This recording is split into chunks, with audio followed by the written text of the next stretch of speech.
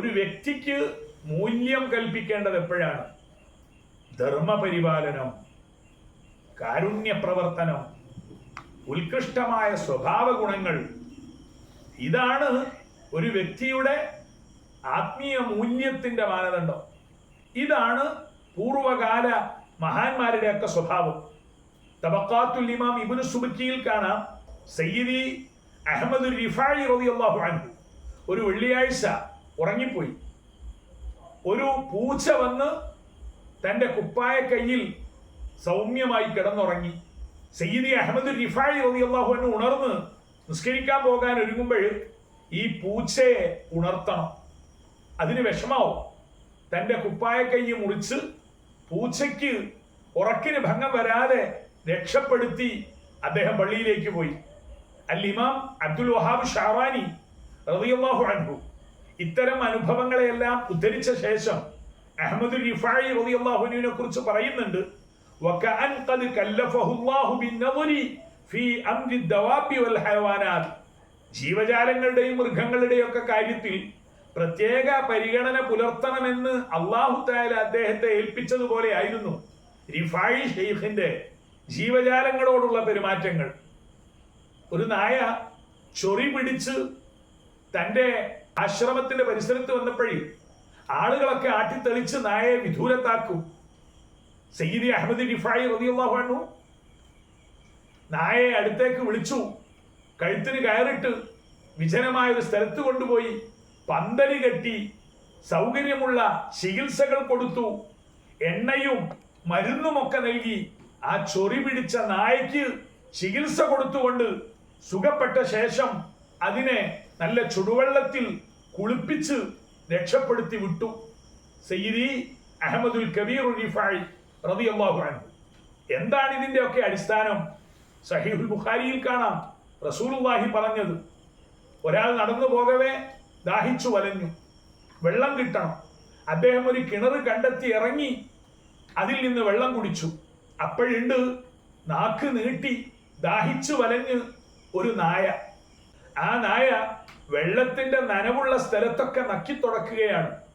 ഈ മനുഷ്യൻ ഈ അധ്യാപനം തിരുനബി സല്ലല്ലാഹു അലൈഹി വസല്ലം നടത്തിയെങ്കിൽ കാരുണ്യഭാവം എന്തുമാത്രം തിരുനബിയുടെ ഹൃദയത്തിൽ മനുഷ്യവംശത്തെ രക്ഷപ്പെടുത്താൻ റസൂലുള്ളാഹി സൂക്ഷിക്കുന്നു. ആ മനുഷ്യൻ മനസ്സിൽ കരുതി, ഞാൻ നേരത്തെ വെള്ളം കിട്ടാൻ വേണ്ടി ദാഹിച്ചു വലഞ്ഞ് കഷ്ടപ്പെട്ടതുപോലെ ഈ നായയും വിഷമിക്കുന്നുണ്ടല്ലോ. തിരുനബിയുടെ ഈ അധ്യാപനത്തിന്റെ ശൈലി ശ്രദ്ധിക്കുക. അദ്ദേഹത്തിന് വെള്ളം കോരിയെടുത്ത് കൊണ്ടുവരാൻ പാത്രമില്ലാതെ വന്നപ്പോൾ അദ്ദേഹം കാലിൽ അണിയുന്ന ഹുഫ എടുത്ത് കടിച്ചു പിടിച്ചു. ഇവിടെ ഹദീസിന്റെ ഭാഷാ സൗന്ദര്യം, സുമ്മ അംസക്കഹു ബിഫീഹി, അദ്ദേഹം തന്റെ ഹുഫ തോൽപാത്രം കാലിനണിയുന്ന ഷൂ ആണത്, അത് കടിച്ചു പിടിച്ചുകൊണ്ട് വെള്ളത്തിലേക്ക് ഇറങ്ങി അതിൽ വെള്ളം നിറച്ച് മുകളിലേക്ക് കയറി വന്ന് കൽബ, ആ നായക്ക് കുടിക്കാൻ കൊടുത്തു. അഷ്റഫുൽ ഖൽഖ് പറയുന്നു, ഫശക്കറല്ലാഹു ലഹു ഫഗഫറ ലഹു, അല്ലാഹു അദ്ദേഹത്തിനും തിരിച്ച് നന്ദി, അല്ലാഹു അദ്ദേഹത്തിന് പുറത്തു കൊടുത്തു. അപ്പൊ സഹാബത്ത് ചോദിച്ചു, സ്വാഭാവികമായും ധാർമ്മികമായി വളരാത്ത, കാരുണ്യം വറ്റിപ്പോയ അറേബ്യയിലെ ജാഹിലിയ്യത്തിൽ നിന്ന് വളർന്നു വന്ന ഒരു സമൂഹം, അവർക്കിതൊക്കെ കേട്ടപ്പോ പുതുമയാണ്. നായ്ക്ക് വെള്ളം കൊടുത്തത് കൊണ്ട് അല്ലാഹു തആല അദ്ദേഹത്തെ രക്ഷപ്പെടുത്തി എന്നൊക്കെ പറയുമ്പോ അവര് ചോദിച്ചു, യാ റസൂലല്ലാഹ് വ ഇന്ന ലനാ ഫിൽ ബഹായിമി അജ്റാ, ഈ നാൽക്കാലി മൃഗങ്ങൾ, കന്നുകാലികൾ, അവയൊക്കെ പരിരക്ഷിച്ചാൽ ഞങ്ങൾക്ക് പ്രതിഫലം കിട്ടുമെന്നാണോ അങ്ങ് പറയുന്നത്? ഇതാണോ ഇസ്ലാം? അവർക്ക് പുതുമയായിരുന്നു. തിരുനബി പറഞ്ഞു, ഫീ കുല്ലി കബിദിൻ റത്ബത്തിൻ അജ്റുൻ, ഇത് മുദ്രാവാക്യമായി എഴുതി വെക്കണം. കരളുള്ള, ജീവനുള്ള എന്തിനേയും സഹായിക്കുന്നതിൽ, സംരക്ഷിക്കുന്നതിൽ പ്രതിഫലമുണ്ട്. സഹീഹുൽ ബുഖാരിയിലുള്ളതാണ്. എന്തുകൊണ്ട്?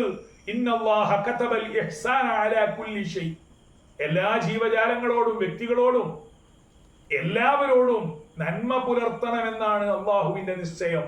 എങ്കിൽ ഈ കൊടും വേനലിൽ നമുക്കൊക്കെ ചെയ്യാനുണ്ട്. പള്ളിയിലും മദ്രസയിലും ഇസ്ലാമിക പ്രവർത്തകരുടെ വീട്ടിലുമൊക്കെ ജീവജാലങ്ങൾക്ക് വെള്ളം കൊടുക്കാൻ, പക്ഷിപ്പറവകൾക്ക് വെള്ളത്തിന് വേണ്ടി പ്രത്യേക സംവിധാനം ഒരുക്കുക. നമ്മളെ തേടി വരുന്ന മൃഗങ്ങൾ എന്തുമാകട്ടെ ആരുമാകട്ടെ അവയെയൊക്കെ ഊട്ടുക, വളർത്തുക, താലോലിക്കുക. വളർത്തുന്ന മൃഗങ്ങളെ ആണെങ്കിൽ പറയേണ്ടതുമില്ല.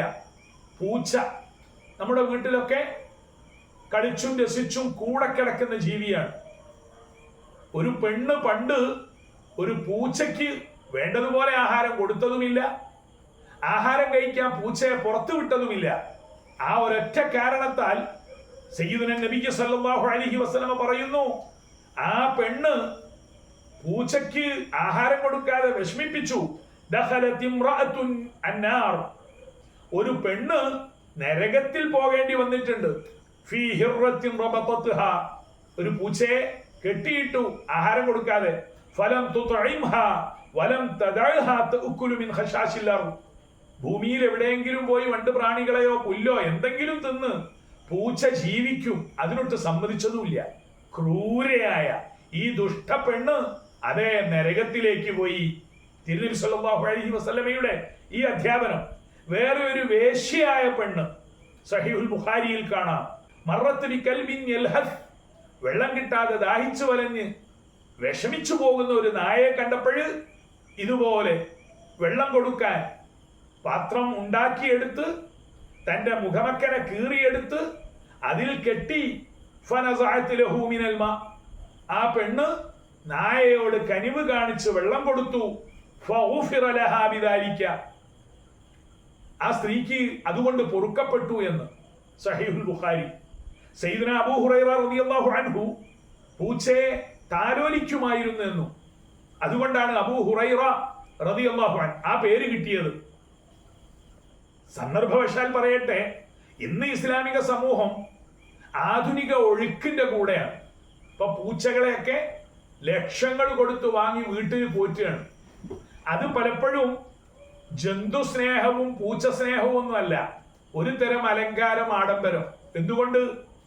ലക്ഷങ്ങൾ കൊടുത്ത് തന്റെ കുഞ്ഞുങ്ങൾക്ക് പോലും കൊടുക്കാത്ത ചികിത്സയും പരിപാലനവും കൊടുത്ത് പൂച്ചയെ പോറ്റുന്ന ചില കുടുംബങ്ങൾ അയൽപക്കത്തുള്ള പഴയ പൂച്ച, നമ്മുടെ നാടൻ പൂച്ച കടന്നു വരുമ്പോൾ ആട്ടി ഓടിക്കുകയാണ്. ഇത് പിന്നെ എന്ത് സ്നേഹമാണ്? ഇത് പൂച്ച സ്നേഹവും ജന്തു സ്നേഹവും ഒന്നുമല്ല.